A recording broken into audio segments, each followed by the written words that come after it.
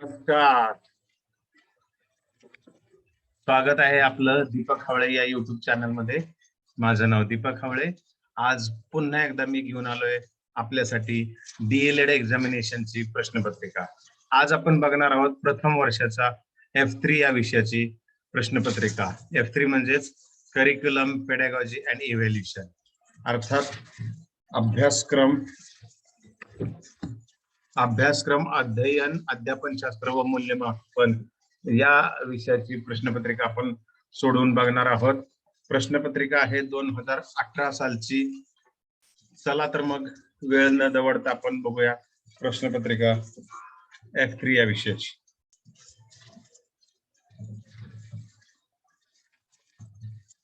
Okay, ही आहे प्रश्नपत्रिका F3 या विषयाची.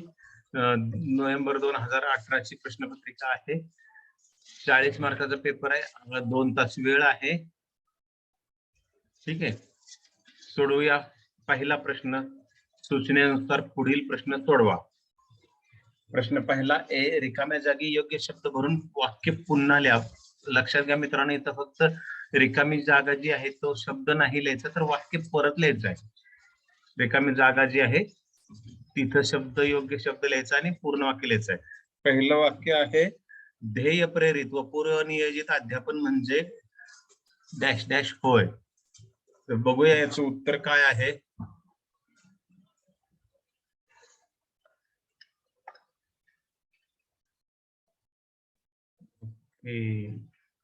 अनुदेशन. ध्येय प्रेरित व पूर्वनियोजित म्हणजे अनुदेशन होय. Stop sharing. येस, तर उत्तर आहे अनुदेशन म्हणजेच इन्स्ट्रक्शन.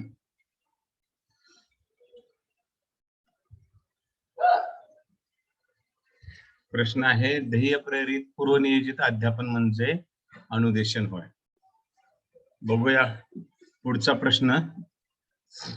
ज्या प्रश्नांच्या उत्तराचे पर्याय दिलेले असतात ते ओळखून अचूक उत्तर लिहायचे असते, त्यास डॅश डॅश प्रश्न म्हणतात. उत्तर आहे प्रत्याभिज्ञानात्मक. ज्या प्रश्नांच्या उत्तराचे पर्याय दिलेले असतात व ते ओळखून अचूक उत्तर लिहायचे असते त्यास प्रत्याभिज्ञानात्मक प्रश्न असे म्हणतात.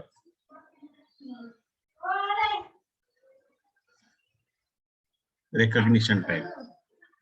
ओके,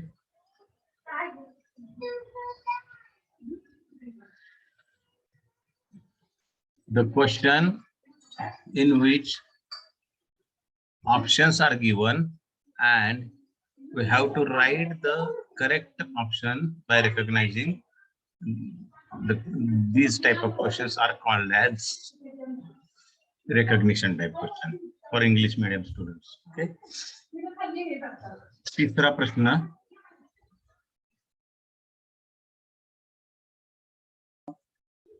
इलेक्ट्रॉनिक उपकरणांच्या साहाय्याने अध्ययन करणे म्हणजे डॅश डॅश होय. उत्तर आहे ई लर्निंग.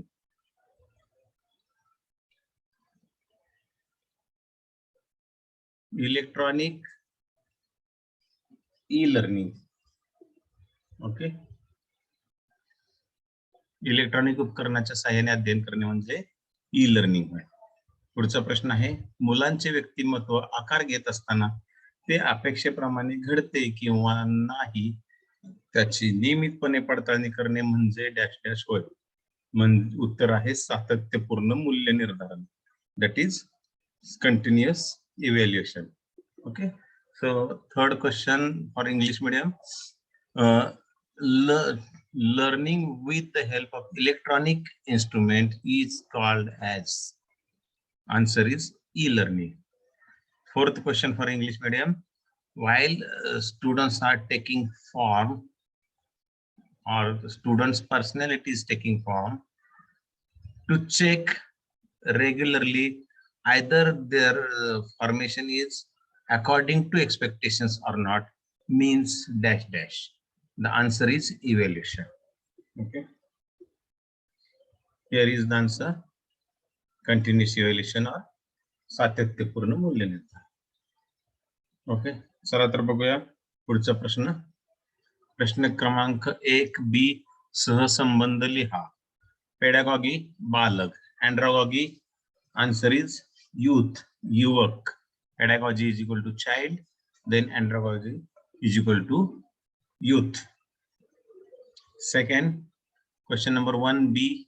Second, संवाद पद्धती योसियो असानो, संशोधन पद्धती. चला उत्तर बघूया. Doctor Armstrong. Answer is doctor Armstrong. संवाद पद्धती योशियो असानो, संशोधन पद्धती डॉक्टर आर्मस्ट्रॉंग. पुढचा प्रश्न बघूया.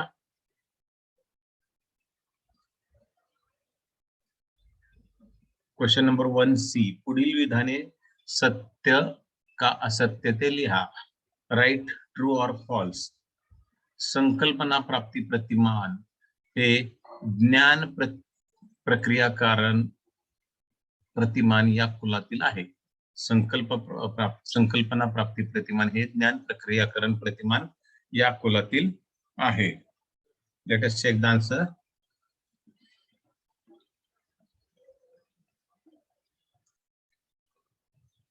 ट्रू. First is true. संकल्पना प्राप्ती प्रतिमान हे ज्ञान प्रक्रियाकरण प्रतिमान या कुलातील आहे. हे विधान सत्य आहे. दुसरं, एकच अध्ययन अनुभव हा एकच अध्ययन निष्पत्ती करू शकतो. Answer is false. चुकीचं उत्तर आहे हे, चुकीचं वाक्य आहे. ओके. पुढचा प्रश्न. पुढील प्रश्नांची उत्तरे 60 ते 80 शब्दातल्या. प्रश्न क्रमांक 2 प्रत्येकी 2 मार्क आहेत. एकूण 4 प्रश्न दिलेले आहेत. प्रश्न क्रमांक 2 ला 8 मार्क आहेत. प्रश्न क्रमांक 2 1. पाठ्यक्रमावर प्रभाव टाकणारे कोणतेही 2 घटक स्पष्ट करा. एका घटकाला 1 मार्क आहे. एक घटक स्पष्टीकरणासह, दोन्ही घटक स्पष्टीकरणासह लिहायचे. बघूया उत्तर. पाठ्यपुस्तकावर प्रभाव टाकणारे कोणतेही 2 घटक स्पष्ट करा. पाठ्यपुस्तकावर प्रभाव टाकणारे कोणतेही 2 घटक खालीलप्रमाणे. सो हे जे उत्तर दिलेत मराठी माध्यम आणि इंग्रजी माध्यमाच्या दोन्ही वर्षाच्या स्टुडंटसाठी दिलेले. फक्त प्रश्न जे आहेत ते मराठीतून दिलेले आहेत. तर इंग्रजी माध्यमाच्या विद्यार्थ्यांनी काय करायचं की इंग्रजीची प्रश्नपत्रिका समोर ठेवून ही प्रश्नपत्रिका सोडवलेली आहे ती पाहिजे, म्हणजे त्यांना प्रश्न आणि उत्तर दोन्ही व्यवस्थित मिळतील. ठीक आहे. तर बघूया उत्तर. पाठ्यपुस्तकावर प्रभाव टाकणारे घटक खालीलप्रमाणे. विद्यार्थ्याच्या मानसिक क्षमता व गरजा, student psychological competencies and needs. Second factor, दुसरा घटक कालावधी, दॅट इज ड्युरेशन. तिसरा घटक आहे दैनंदिन जीवनाचा संबंध, relations with day to day life. इथं स्पेलिंग मिस्टेक आहे, करेक्ट इट. चौथा घटक आहे भाषा, दॅट इज लँग्वेज. पाचवा घटक आहे परिसर, that is surrounding or environment. आणि 6वा घटक आहे अभ्यासक्रमाची उद्दिष्टे, ऑब्जेक्टिव्ह ऑफ करिक्युलम. तर प्रश्नात दिलेले की कोणतेही 2 घटक स्पष्ट करायचे. विद्यार्थी मित्रांनो, तुम्हाला ह्या 6 पैकी 2 घटक लिहायचेत आणि ते स्पष्ट करायचे. ठीक आहे. The question is write any 2 factors affecting the text book for English medium student. Okay. चला पुढचा प्रश्न बघूया. प्रश्न क्रमांक 2 मधील 2. संशोधन करताना कोणत्या 4 मर्यादा लक्षात घ्या. संशोधन करताना कोणत्या 4 मर्यादा लक्षात घ्याल असा प्रश्न आहे. चला तर मित्रांनो उत्तर बघूया. For English medium, write any 4 limitations while doing the research. Answer is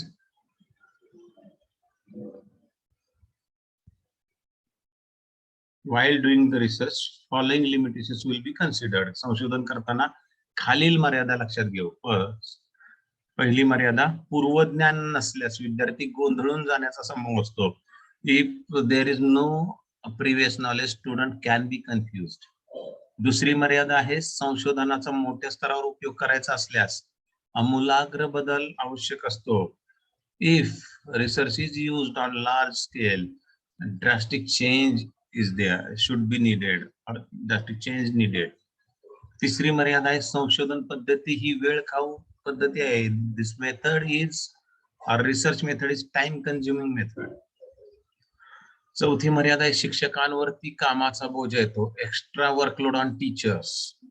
पाचवी मर्यादा आहे प्राथमिक स्तरावरती जास्त उपयुक्त नाही. It is not useful, this method is not useful for primary level students, lower level students. Okay, so या 5 मर्यादा दिलेत, यातल्या कोणत्याही 4 मर्यादा त्यांनी विचारलेल्या आहे, तर 4 मर्यादा तुम्हाला न्यायचे, एका मर्यादेला अर्धा मार्क आहे. ठीक आहे, चला तर मित्रांनो पुढचा प्रश्न बघूया. पुढचा प्रश्न आहे प्रश्न क्रमांक 2 मधला 3. सहकार्ययुक्त अध्यापन ही संकल्पना स्पष्ट करा. Cooperative learning. Explain the concept of cooperative learning. सहकार्ययुक्त अध्यापन ही संकल्पना स्पष्ट करा. आन्सर, व्याख्या लिहायची, तुम्हाला संकल्पना स्पष्ट करा असं सांगितले, त्यामुळे सहकार्ययुक्त अध्यापनाची व्याख्या लिहायची. सहकार्ययुक्त अध्ययन म्हणजे विद्यार्थी गटामध्ये एकत्र येऊन शिक्षकांनी प्रारंभी सादर केलेल्या साहित्यावरती चर्चा करतात. सो इंग्लिश मधून इथं उत्तर दिलेलं नाहीये, मी तोंडी सांगतो. Cooperative learning means students in group come together and discuss on the teacher's presentation. When teacher demonstrate his presentation initially, students discuss it on in the small groups. Okay, so likewise you English medium student, you have to write this definition, and afterwards you have to write the following points. Marathi माध्यमाच्या विद्यार्थ्यांसाठी points दिलेले आहेत. एकमेकांच्या सहकार्यातून अध्ययन, in English learning with the help of mutual cooperation, each others cooperation. दुसरा मुद्दा आहे एखादा हेतू साध्य करण्यासाठी एकत्र येऊन कार्य करणे, to achieve the aim, work together. Okay, तिसरा मुद्दा आहे सहकार्य, विद्यार्थी आणि शिक्षकांमधलं सहकार्य, विद्यार्थी विद्यार्थीमधलं सहकार्य. Cooperation between student and teacher, cooperation between student and students. चौथा मुद्दा आहे व्यक्ती स्वतःला व गटाला फायदेशीर कार्य करतात. स्टुडंट्स और person work for beneficial, for individual beneficial and group benefits. Okay, पाचवा मुद्दा आहे विद्यार्थ्यांचे लहान लहान गट करता येतात. Teacher can make small groups of students. So यातील कोणतेही 4 मुद्दे लिहिले तरी सफिशियंट आहे, प्रत्येक मुद्द्याला अर्धा मार्क आहे. चला पुढचा प्रश्न बघूया. पुढचा प्रश्न आहे प्रश्न क्रमांक 2 मधील 4. अनुदेशन आरेखन म्हणजे काय? What is mean by instruction design. प्रकरण 3चं नावच आहे विद्यार्थी मित्रांनो, इन्स्ट्रक्शन डिझाईन, अनुदेशन आरेखन. बघूया उत्तर काय आहे. अनुदेशन आरेखन म्हणजे काय? What is mean by instruction design. So इथं इंग्रजीमधून व्याख्या दिलेली आहे आणि मराठीतून पण दिलेली आहे. दोन्ही माध्यमाच्या विद्यार्थ्यांसाठी उत्तर दिलेलं आहे. The definition of instruction design, the group of behavioral action of classroom teaching learning by student and the teacher student interactions is called instruction. इथं बाय या शब्दाचं स्पेलिंग चुकलेलं BY झालेलं आहे, तुम्ही ते करेक्ट करून घ्या. काही प्रिंटिंग मिस्टेक्स आहेत, I am sorry for that. The thinking about the development of intelligence in a person means instruction design.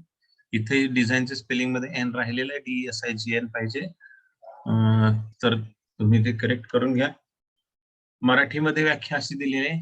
अनुदेशन म्हणजे शिक्षकांचे अध्यापन, विद्यार्थ्यांचे अध्ययन, शिक्षकांचे मार्गदर्शन, शिक्षकांचे विद्यार्थ्यांना दिशादर्शन अशा वर्गातील सर्व वर्तन कृतींचा संच म्हणजे अनुदेशन होय.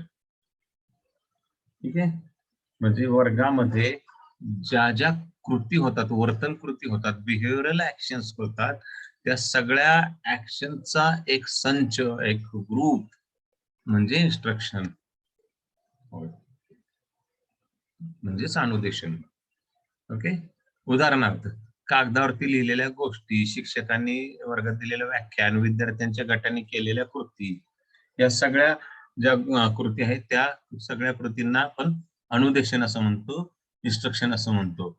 सो अनुदेशन आरेखन ही अत्यंत प्रभावी व परिणामकारक अशी प्रक्रिया आहे. इट इज व्हेरी इफेक्टिव्ह आणि impressive process. Which process? Instruction designing.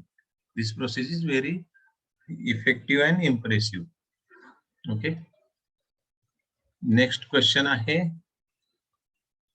पाठ्यक्रम निर्मिती करताना कोणत्या पद्धती विचारात घ्याल ते उदाहरण स्पष्ट करा. While creating the syllabus which methods will you consider, असा प्रश्न आहे इंग्लिश मीडियम वाल्यांसाठी. चला हा प्रश्न आपण प्रश्नपत्रिकेत बघूया.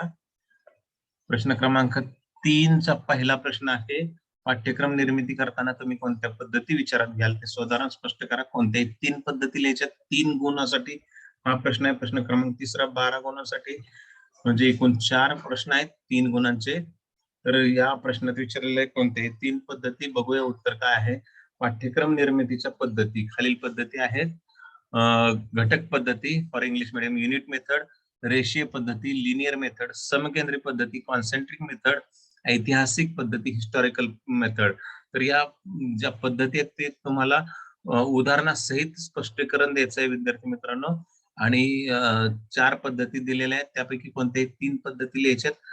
प्रत्येक पद्धती आणि त्याच्या स्पष्टीकरणाला, उदाहरणासहित स्पष्टीकरणाला 1 मार्क दिलेला आहे. निराली पब्लिकेशनच्या पुस्तकामध्ये हे उत्तर दिलेलं आहे. पान क्रमांक 1.22 या पानावरती हे उत्तर दिलेलं आहे, याचं स्पष्टीकरण दिलेलं आहे, तुम्ही पाहू शकता. सुविचार मध्ये एवढं डिटेल दिलेलं नाही, तर तुम्ही या प्रश्नाच्या उत्तरासाठी निराली पब्लिकेशनचं जे पुस्तक आहे ते तुम्ही फॉलो करू शकता. हे सुविचार पब्लिकेशनचं आहे, तुम्हाला हे दिसतंय. आणि निराली पब्लिकेशनचं असं आहे, इंग्लिश माध्यम आणि मराठी माध्यम दोन्ही माध्यमाच्या मुलांसाठी हे पुस्तक त्यांनी काढलेलं आहे. यातल्या पान नंबर 1.22 वरती ते दिलेलं आहे. चला आपण पुढच्या प्रश्नाकडे वळूया.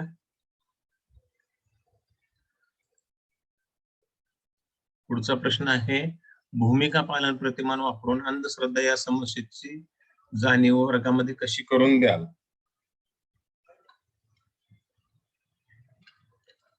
भूमिका पालन प्रतिमान वापरून अंधश्रद्धा या समस्येची जाणीव वर्गामध्ये कशी करून द्याल? How will you create awareness about the problem superstitions with the help of role play model? असा तो इंग्लिश मधून प्रश्न आहे. उत्तर दिलेलं आहे भूमिका पालन प्रतिमान. पहिल्यांदा भूमिका पालन प्रतिमानाबद्दल लिहिलेलं आहे. भूमिका पालन प्रतिमान हे प्रतिमान जॉर्ज शॅपेल व फॅनी यांच्या उपपत्तीवरती आधारलेलं आहे. This model is based on George Shaftel's and Fannie's model. आपण समाजात वावरत असताना आपणास विविध भूमिका बजावाव्या लागतात. while living in the society we have to play various roles. एकाच प्रसंगामध्ये विविध व्यक्ती वेगवेगळ्या पद्धतीने भूमिका बजावत असतात. in any situation or in a situation various persons or various people plays various roles in various methods. त्या भूमिका नीट समजावून घेणे आवश्यक असते.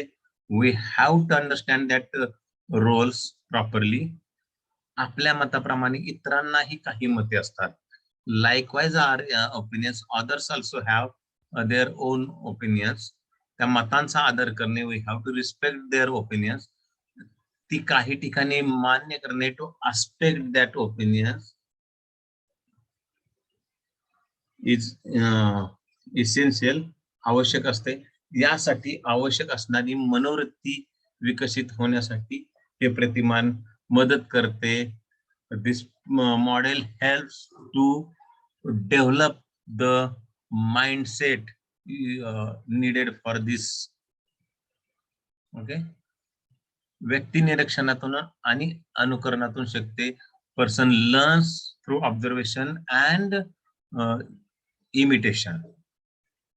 या बांदुराच्या अध्ययन उत्पत्तीशी हे प्रतिमान निगडित आहे. This model is related with the Bandura's learning model. that in that learning model it is said that individual or person learns through observation and imitation. भूमिका पालनामध्ये व्यक्ती इतरांच्या भावना समजून घेऊन भूमिका साकारून ही समस्या सादर करून त्यावर चर्चा करणे या बाबींचा भूमिका पालनात समावेश होतो. In this role play model person understand other persons emotions and they accept their roles and they present the whatever the problem is there and discuss on that problem. Okay. भूमिका पालनाचे प्रतिमानाचा पदबंध पुढील प्रमाणे असतो. The okay, so following are the steps of role play model. पुढे हे उत्तर मी English मध्ये पण दिलेलं आहे, तुम्ही ते बघू शकता. ही पीपीटी तुम्ही हे जे पेज आहे तुम्ही सेव्ह करू शकता पॉज करून. तर काय आहे पदबंध बघूया. या प्रतिमानाचा उद्देश बिंदू असे आहेत की विद्यार्थ्यांमध्ये वास्तव जीवनातील समस्यांची जाणीव निर्माण करणे, समस्या सोडवण्यासाठी विविध भूमिकांचा परिचय करून देणे, एकाच समस्येकडे भूमिकेतून कसे पाहता येते हे लक्षात आणून देणे, विद्यार्थ्यांना समाज जीवनात जगताना व्यक्ती संबंध सुधारण्यासाठी आवश्यक ती मनोवृत्ती तयार करणे. अशा पद्धतीने 4 मुद्दे दिलेले आहेत. भूमिका पालन म्हणजे काय, भूमिका पालन प्रतिमान कुठून आलं, कसं आलं, या सगळं उत्तर इथं दिलेलं आहे. या पद्धतीने तुम्ही जर उत्तर दिलं तर 3 पैकी 3 मार्क मिळायला काहीच हरकत नाही. या प्रश्नाचं उत्तर सुविचार प्रकाशनचं जे पुस्तक आहे त्या पुस्तकातील पान नंबर 99 व 100 वरती दिलेला आहे. त्याचप्रमाणे इंग्लिश मीडियम वाल्यांसाठी निराली पब्लिकेशनच्या पुस्तकातील पान नंबर 2.62 2.62 या पानावरती दिलेलं आहे. इंग्लिश मधून ते उत्तर दिलेलं आहे. इंग्रजी माध्यमाचे विद्यार्थी निराली पब्लिकेशनच्या 2.62 या पानावरती पाहू शकतात. इथं दिलेलं आहे ते उत्तर. बघूया हेच उत्तर इंग्लिश मधून कसं लिहिता येईल ते. नाही, इंग्लिश मधून दिलेलं नाही, तर मी सांगितलेलं आहे आताच. इंग्लिश मधून उद्देश बिंदू सांगायचे आहेत, ऑब्जेक्टिव्ह पॉइंट्स. विद्यार्थ्यांमध्ये वास्तव जीवनातील समस्यांची जाणीव निर्माण करणे, to create awareness about the day to day life problems in student. Second, समस्या सोडवण्यासाठी विविध भूमिकांचा परिचय करून देणे, to introduce various role to solve the problems. Third, एका समस्येकडून भूमिकेतून कसे पाहता येईल हे लक्षात आणून देणे, टू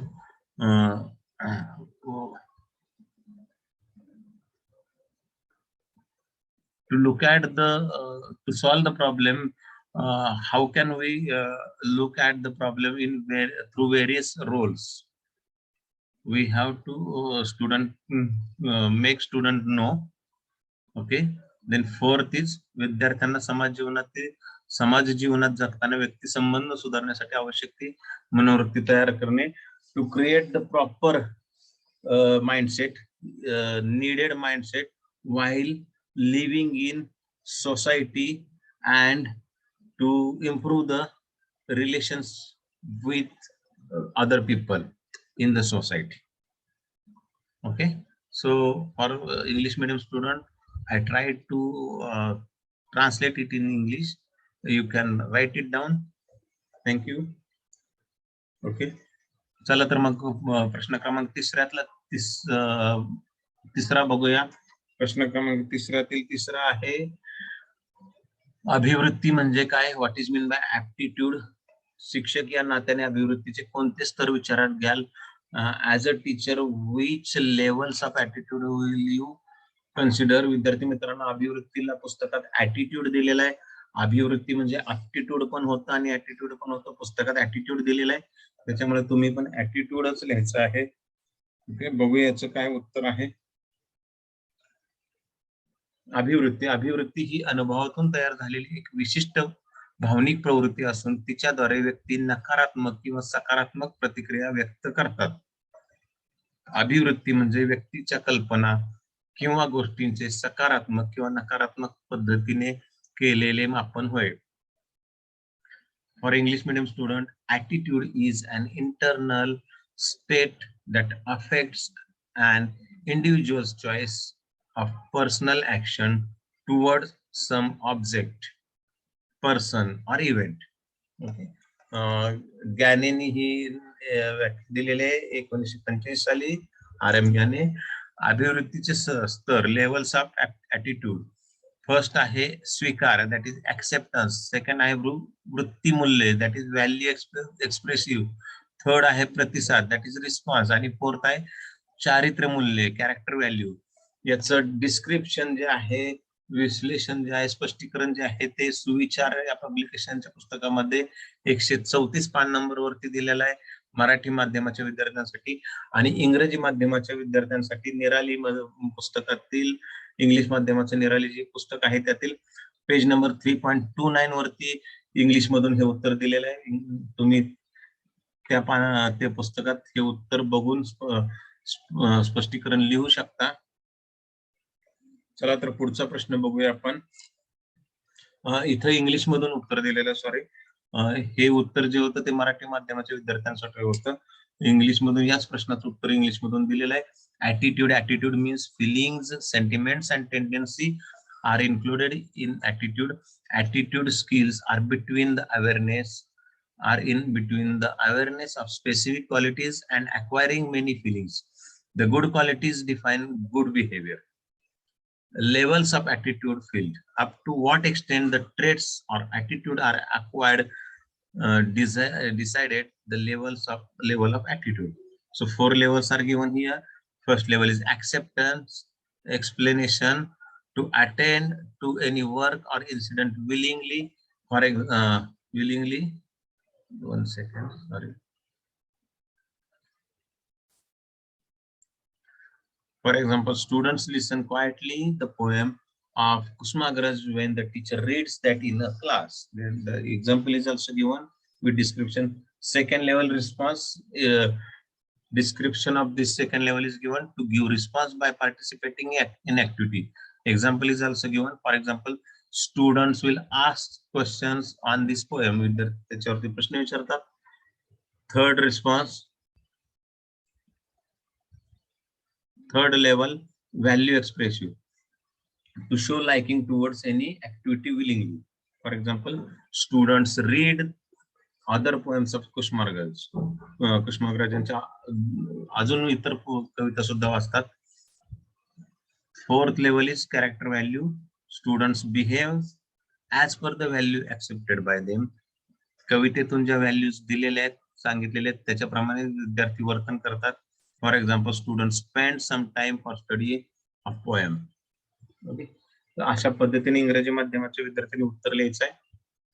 ते दिलेलं आहे निरालीच्या पुस्तकात सुद्धा. बघूया पुढचा प्रश्न.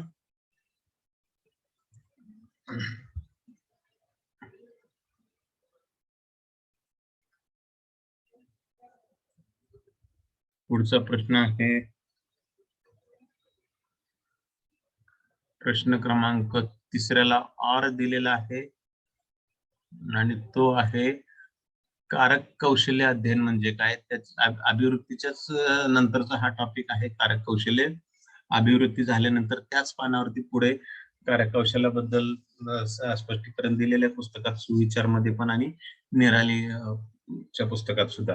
सो कारक कौशल्य अध्ययन म्हणजे काय, शिक्षक या नात्याने कारक कौशल्य अध्ययनाचे कोणते स्तर विचारत घ्याल.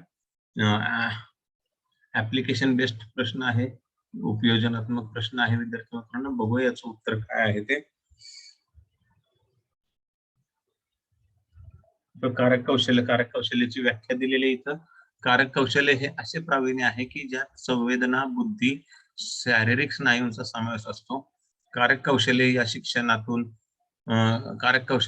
हे शिक्षणातून अवगत केलेल्या अशा पात्रता आहेत ज्यात वेग, अचूकता, जोर अथवा सराईतपणा या शारीरिक क्षमतांची निष्पत्ती समाविष्ट असलेले समाविष्ट असते. कारक कौशल्य ही संबंध अभ्यासक्रमात ठिकठिकाणी पेरल्यागत समाविष्ट केलेली असते. वयाच्या प्रत्येक स्तरावर ती वेगवेगळ्या पातळीवरती अवगत केली जातात. बालकांना पेन्सिलवरती पकड मिळवण्यापासून ते रेषा मारेपर्यंत कारक कौशल्याचा सराव दिला जातो. साधनांच्या साहाय्याने वर्तुळ काढणे आणि हाताने वर्तुळ काढणे हा एक कौशल्याचाच भाग आहे, कारक कौशल्याचाच भाग आहे. चित्र, लेखन, प्रकट वाचन यासारख्या कौशल्यांचाही या समावेश यात होतो किंवा करता येईल. विविध प्रकारचे खेळ, जिम्नॅस्टिक असे अनेक प्रकार कारक कौशल्याचे सांगता येतील. यामध्ये शारीरिक व्यायाम व इतर शारीरिक कौशल्यांचा सुद्धा समावेश होतो. प्रारंभीच्या सोप्या हालचालीपासून गुंतागुंतीच्या हालचाली यात समाविष्ट असतात. ठीक आहे, तर हे कारक कौशल्याची व्याख्या आणि माहिती झाली. याच्यानंतर तुम्ही कारक कौशल्याचे स्तर लिहायचे, कारण इथं तुम्हाला शिक्षक या नात्याने कोणते स्तर विचारात घाल असं विचारलेलं आहे. तर कारक कौशल्याचे स्तर खालीलप्रमाणे: अनुकरण, इमिटेशन, स्वतः बनवणे, निश्चितता आणि परिसंबंध असे हे स्तर आहेत. ते तुम्ही एक्सप्लेन करायचे आहेत. हेच उत्तर हे मराठी माध्यमाच्या मुलांसाठी हे उत्तर आहे. इंग्रजी माध्यमाच्या विद्यार्थ्यांसाठी हे उत्तर दिलेलं आहे. What is mean by motor skill, what are the levels of motor skills, or as a teacher which levels of motor skill will consider, असा तो प्रश्न आहे. बघूया उत्तर. Motor skill learning, physical exercises and other physical skills are included in motor skills. Simple movements in the beginning to complex movements are included in this skill. Levels of motor skills learning, the levels of areas of motor skills are decided on the basis of interrelation between motor skills and its assistance. First level is imitation, the act of imitating whatever the action is shown to students do it. For example, jogging of two things together by soldering technique is made clear by a film. Okay. Then second level is self-made, the things made by own efforts is called self-made. For example, ability to use soldering techniques. Next level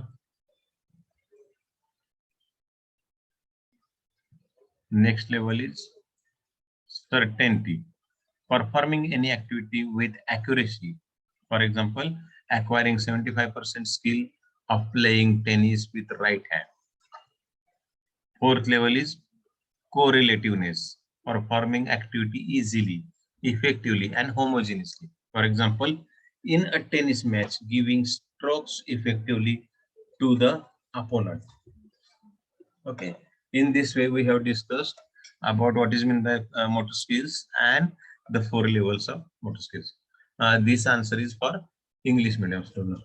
Okay, let us move towards next question. चला तर मग पुढचा प्रश्न बघूया. पुढचा प्रश्न आहे प्रश्न क्रमांक 3 मधला चौथा. शैक्षणिक सॉफ्टवेअर निर्मिती करताना कोणते घटक विचारात घ्याल?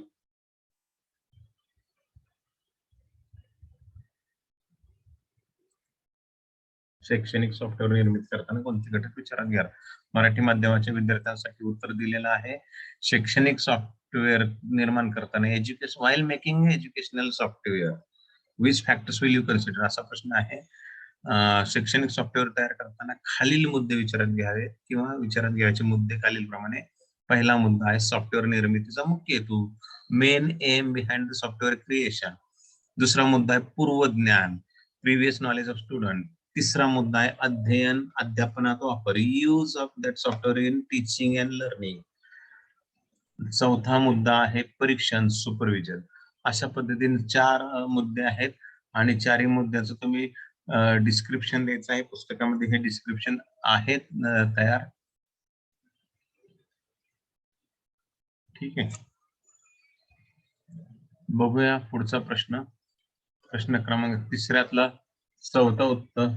चौथ्याचा आर आहे. प्रश्न क्रमांक 3 चौथ्याचा आर. तुम्हाला दिलेली कसोटी ही चांगली आहे हे तुम्ही कोणत्या निकषावरून ठरवाल? ऍप्लिकेशन बेस्ड प्रश्न आहे, उपयोजनात्मक.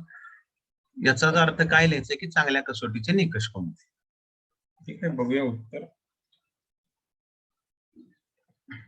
तुम्हाला दिलेली कसोटी ही चांगली कसोटी आहे हे तुम्ही कशावरून किंवा कोणत्या निकषावरून ठरवाल. तर दिलेली कसोटी चांगली आहे हे खालील निकषावरून ठरवलं जाईल. इथं थोडस टायपिंग मिस्टेक आहे. निकष जो शब्द आहे तो व्यवस्थित लिहिला पाहिजे, तुम्ही तो करेक्ट करून लिहा. म्हणजेच चांगल्या कसोटीचे निकष खालीलप्रमाणे: सप्रमाणता, व्हॅलिडिटी, विश्वसनीयता, रिलायबिलिटी, वस्तुनिष्ठता, ऑब्जेक्टिव्हिटी, उपयुक्तता, युजेबिलिटी आणि भेदन क्षमता, डिस्क्रिमिनेशन ऑफ पॉवर. तर हे 4 मुद्दे आहेत, हे 4 निकष आहेत, 5 निकष आहेत. त्यापैकी कोणतेही 4 निकष तुम्हाला लिहायचे. कोणते 3 निकष लिहिले तरी चालतील. 3 निकष त्याचं डिस्क्रिप्शन लिहायचं आहे. सुविचार पुस्तकातील पान नंबर 270 वरती याचं उत्तर दिलेलं आहे, याचं स्पष्टीकरण दिलेलं आहे मराठी माध्यमाच्या विद्यार्थ्यांसाठी. आणि इंग्रजी माध्यमाच्या विद्यार्थ्यांसाठी निराली या इंग्लिश मीडियमच्या पुस्तकामधील पान क्रमांक 4.127 याच्यावरती ते उत्तर दिलेलं आहे. हे निरालीचं पुस्तक आहे, याच्यातील 4.127 4.127 वरती याचं उत्तर दिलेलं आहे. चला तर पुढचा प्रश्न बघूया. प्रश्न क्रमांक 4. पुढील प्रश्नांची उत्तरे प्रत्येकी 200 ते 250 शब्दात लिहा. 12 मार्काचा हा प्रश्न आहे, मोठा प्रश्न आहे. डिस्क्रिप्टिव्ह याच्या दीर्घोत्तरी प्रश्न आहे. डिस्क्रिप्टिव्ह टाइप आन्सर्स अपेक्षित आहेत. प्रत्येक प्रश्न 4 मार्काला आहे. प्रश्न क्रमांक 4 मधला पहिला प्रश्न आहे: अभ्यासक्रम व पाठ्यक्रम यातील प्रकारचे 4 मुद्दे लिहा. Write any 4 points of difference between curriculum and syllabus. बघूया काय उत्तर आहे.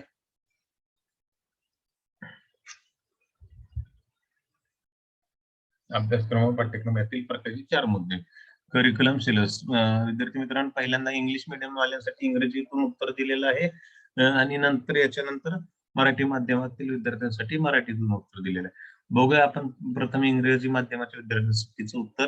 Difference between curriculum and syllabus. Curriculum, tool to achieve objective of the education.